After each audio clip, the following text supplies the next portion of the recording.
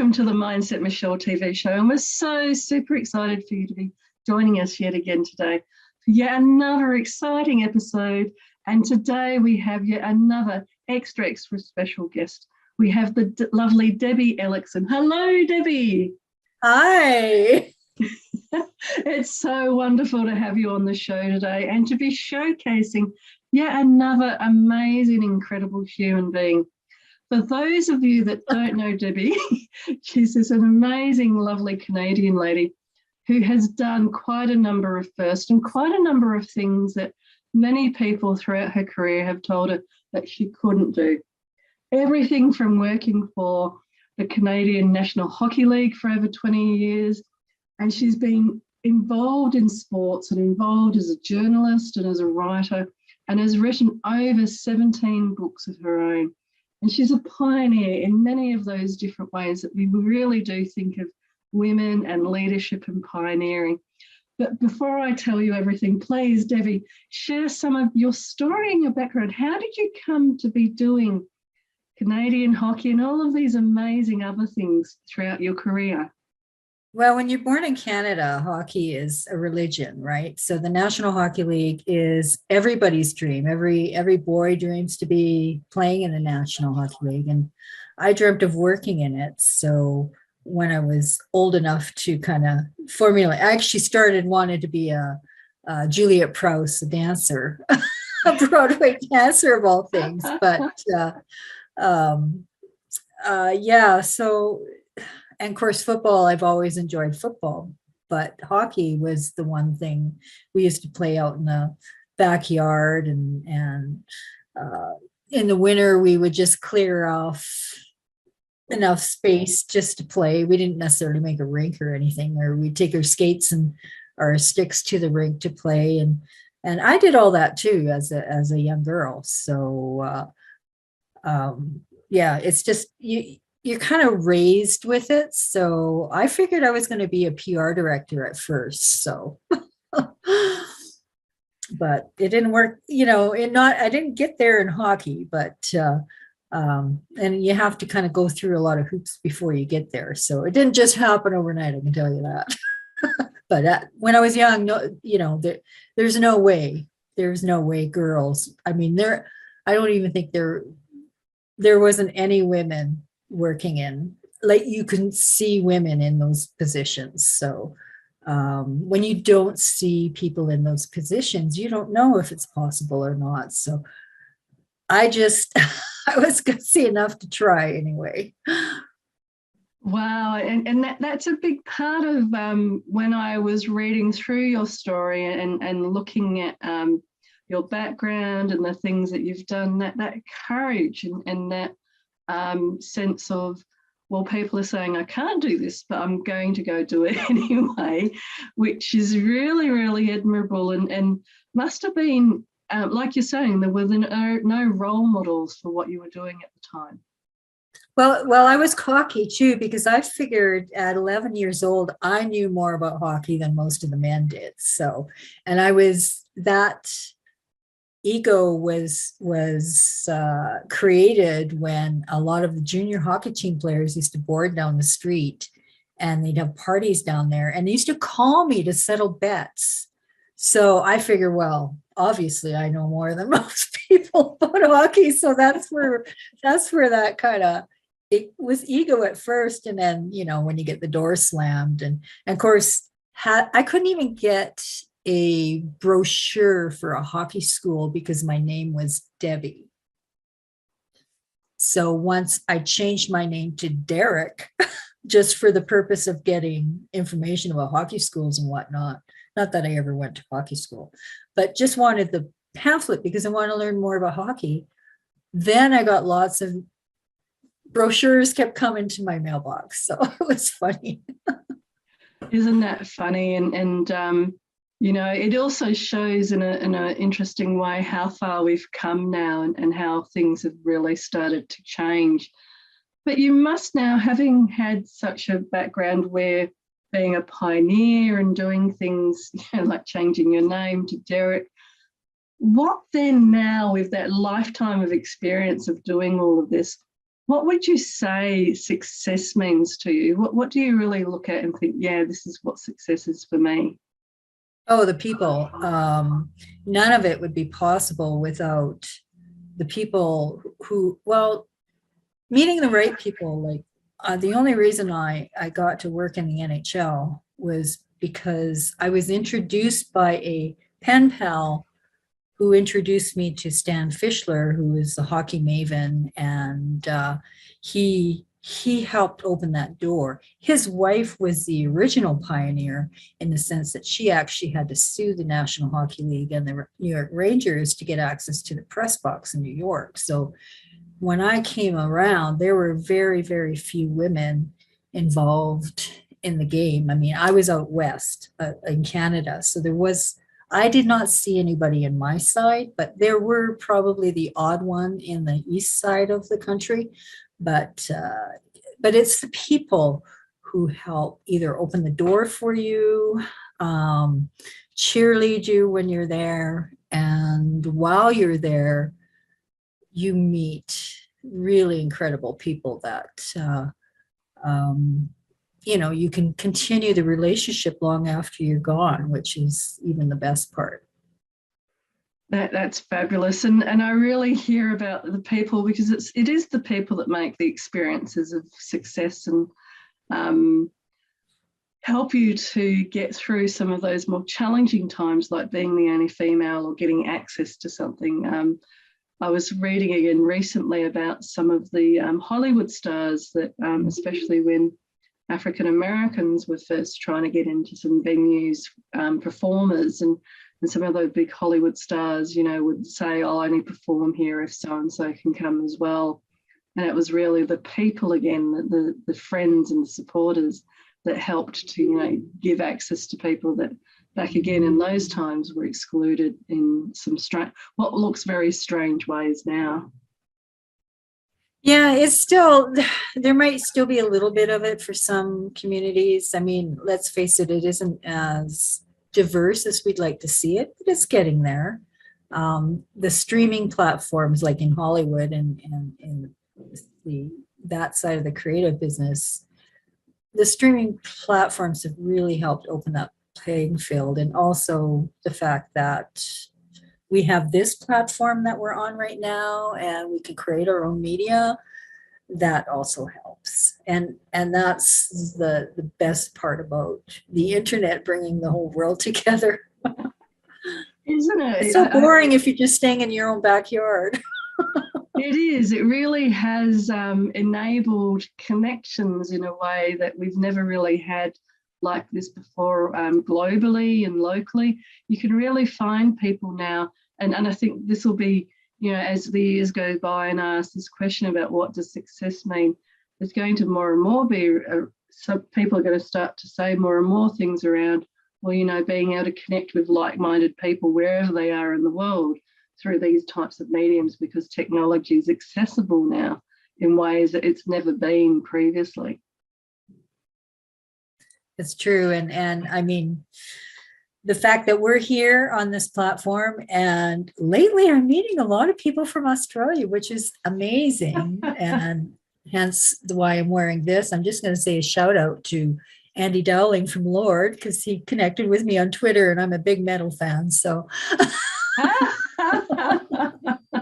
so yeah, it bridges the world together. And I mean, it's the best. I can live on, well, I do live on the internet and do most of my work on the internet. So it's just, I can't even imagine not being able to meet people from different countries and have the diversity in my circles that I do now. Just can't imagine.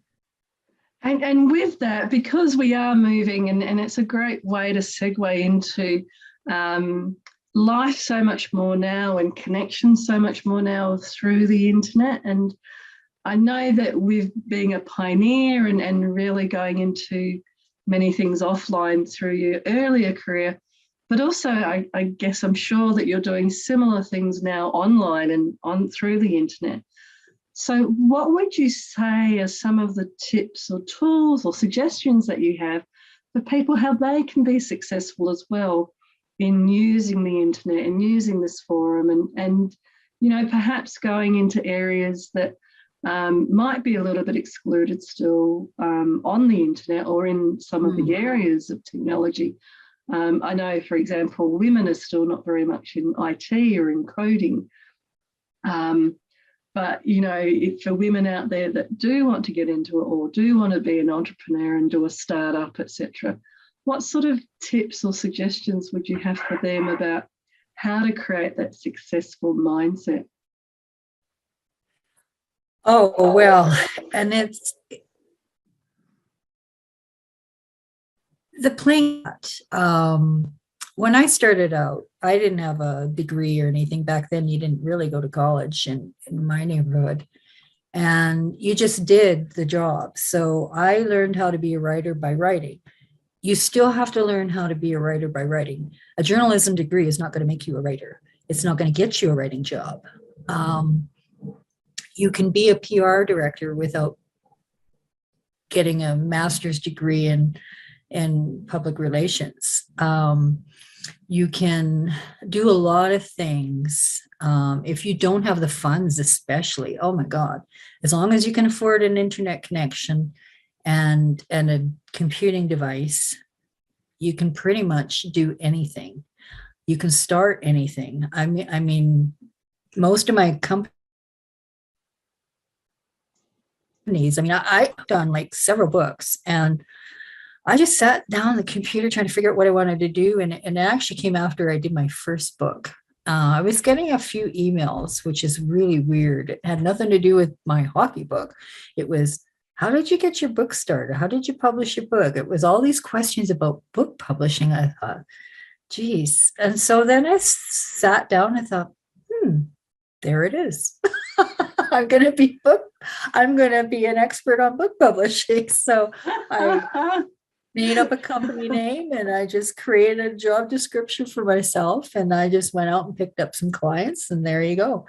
Didn't have any funds in the bank when I did it. It was just doing it. And I can say that's probably the same for just about every venture. You pick up freelance contracts along the way to pay for some things, but you do what you have to do, but you don't really need anything but an internet connection. I'm not saying it's easy. It's damn hard, but it opens that door up. So if you're really good at digital media, if you're really good at social media and Twitter and whatnot, you can be better. You can have a bigger following than Coca-Cola. You're on a level playing field with the big brands, because a lot of times some of those brands don't have very good, social media departments, and they might have, their last tweet might have been 2012. So you can be on the same platform. And for creatives, especially, like if you're a musician, if you're an actor, doesn't matter what you do, there's community everywhere on the internet, especially Twitter. Twitter is one of my happy places. It's there's a community there that is amazing, where you can just jump on, pick a hashtag, and find like-minded people to connect with, and maybe start up a Twitter space and start talking to some of them. It's once you start communicating with other people, you never know what's going to happen. And it always drove me crazy when somebody, especially when they're a small business, and then, well, I'm not going to connect with LinkedIn or Facebook. They say, well, I'm not going to connect with that person because I don't know them. Well, how the hell do you meet people unless you connect with them? So that is the dumbest thing I've ever heard, unless they turn out to be a troll. But you don't know who people know. If you learn nothing else from this conversation, learn this. You do not know who people know. That person, as long as they create value to your feed or whatever, but you don't discount anybody because they might not have that job that you think is a good job. Maybe they're the janitor of a school and you don't think that's a worthy enough position, or they're a part-time cashier at Safeway. So if you don't think that's a worthy position, you don't know who they know. Their best friend's cousin could be the person that can hire you and change your life. You don't know. So I that's think my that there's some really good insights there. That the first one around people, when technology did first start to move more and more into this realm of being online, people still, like you're pointing out, we're a bit inhibited or reluctant to meet people and reach out and say hello like you would with a handshake in real life, because they would feel uncomfortable, or I don't know that person. And I think that that's a really great reinforcement of, you don't know who they might know. And by reaching out and just having a conversation, it could open up opportunities for you in ways that you may not even know of, just by having conversations and talking about, hockey or whatever it might be. But it may help with your career and in other ways. The other part I loved that you were saying and talking about there was about the creativity. I remember I did an entrepreneur course a few years ago, and at the time he was talking about how he was looking at Facebook groups, and there was a group for people that collected, I think it was fruit stickers that they would stick on their fridges. And it was such a small little niche area, but through Facebook, they were able to meet like-minded people all over the world. Yep. So I decided to do my own experiment with this, and my name, Michele, has got one L in it. So I actually have a Facebook group set up for Michele's with one L around the globe. And it is so interesting because, like you said, you don't know where it's going to lead. I don't know where it's going to lead. But we are a community of Michele's that have never met, and we have similar stories because we've all had to essentially spell our name through our whole life. I'm sure you have as well with Debbie, because it's another name that you can spell in different ways. So we have all. My other name is Dembisky, so yeah, I know.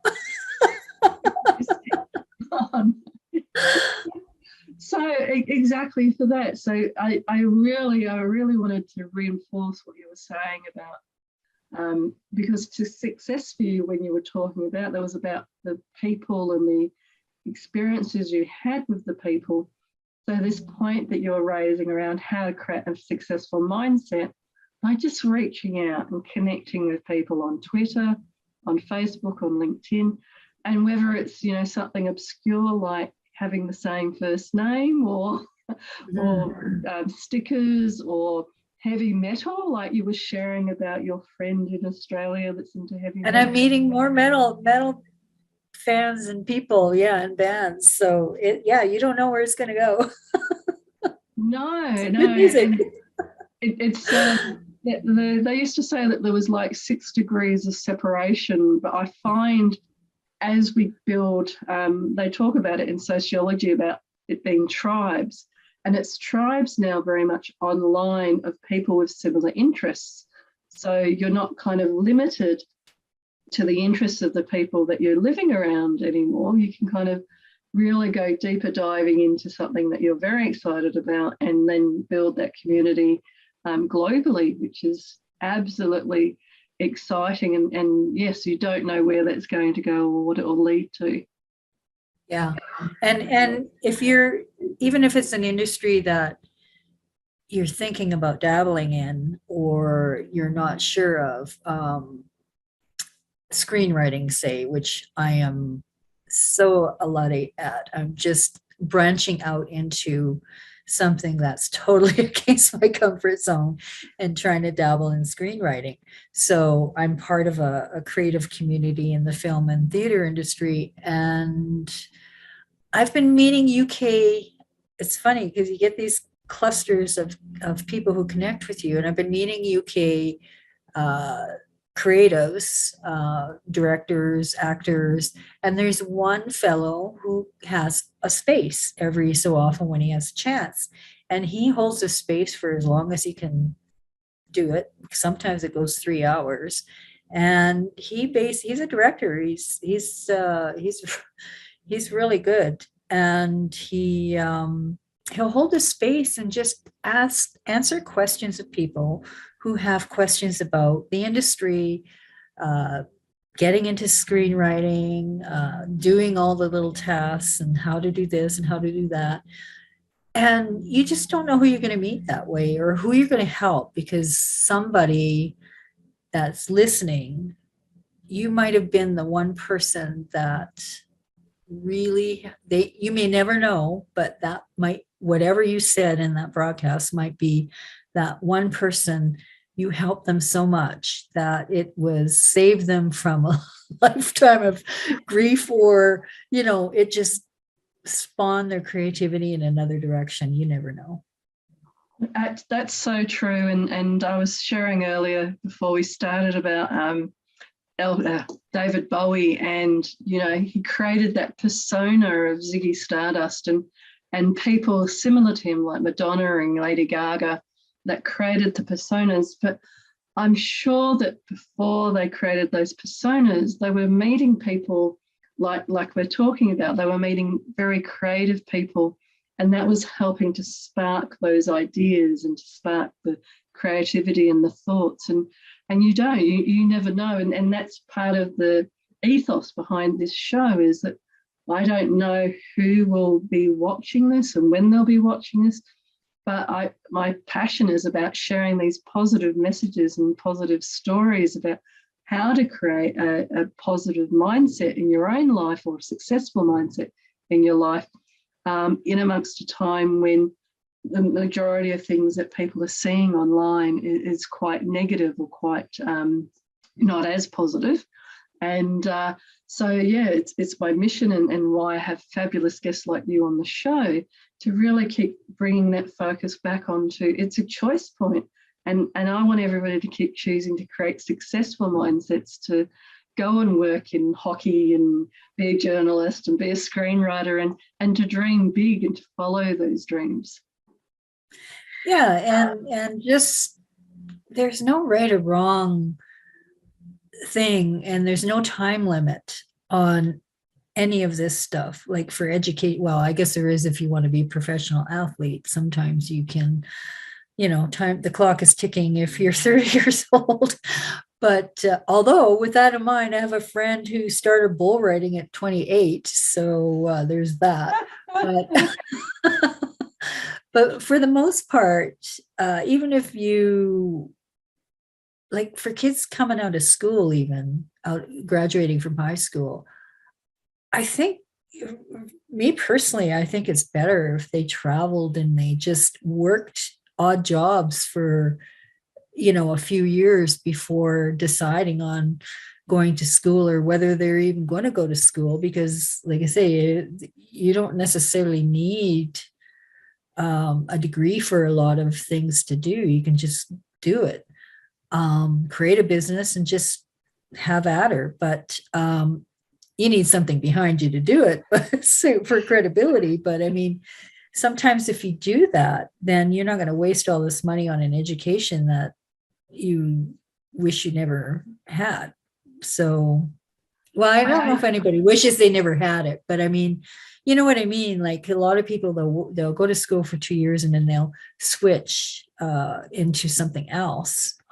Instead of, I thought I wanted to be a doctor, but I think I'm going to go into this instead.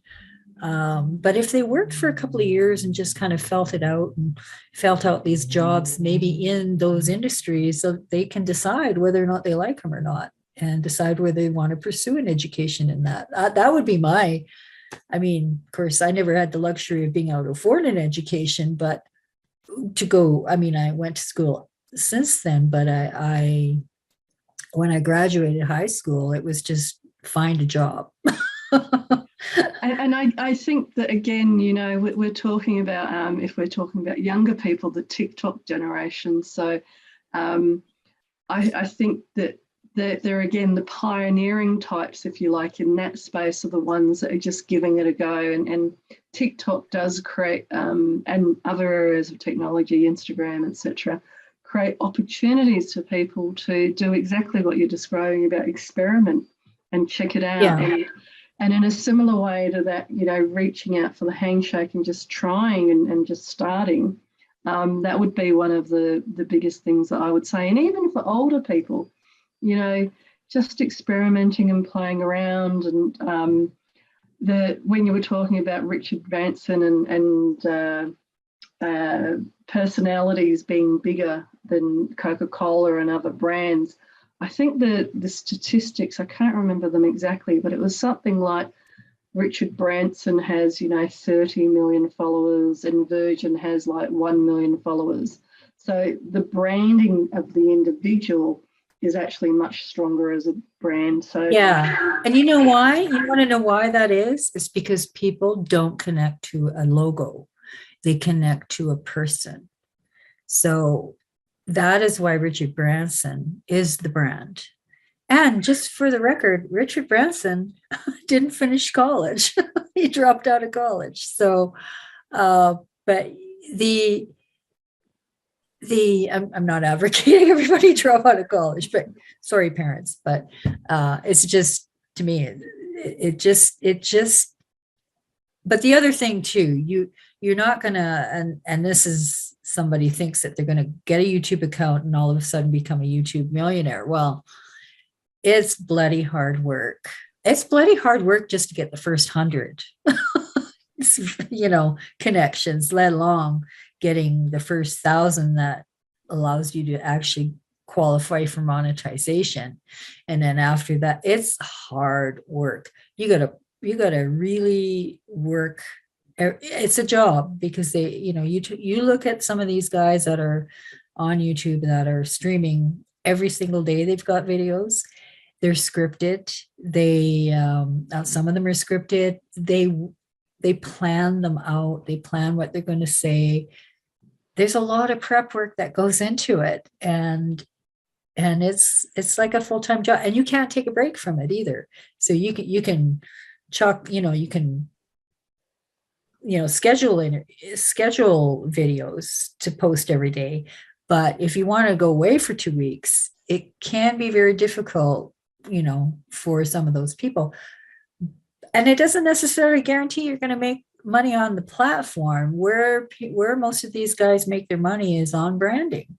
It's all branding and sponsorships. Yeah. So sponsorships. Just to bring those points to a conclusion, though, I think that the point about giving it a go, whether you end up with it as a full-time job, and it is hard work, and it is something that you have to work at quite consistently to make successful, but that whole pioneering element, that you are a great example of somebody that, without the qualifications and without being born a male and without all of those kind of prerequisites in many ways, you've been able to show time and again throughout your career, whether it's been as a journalist or working with the hockey or writing books, whatever it's been, or as a business advisor, you've shown yet again that deciding that you want to do something and then going and doing it and working very hard at it to then get better and better.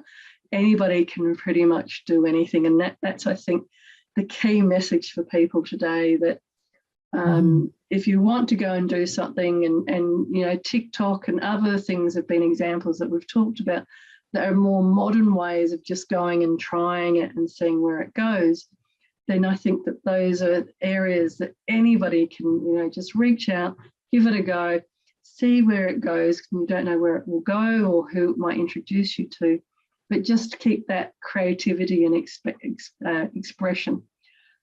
So Debbie, if people wanted to contact you and get hold of you, what's the best way to contact you?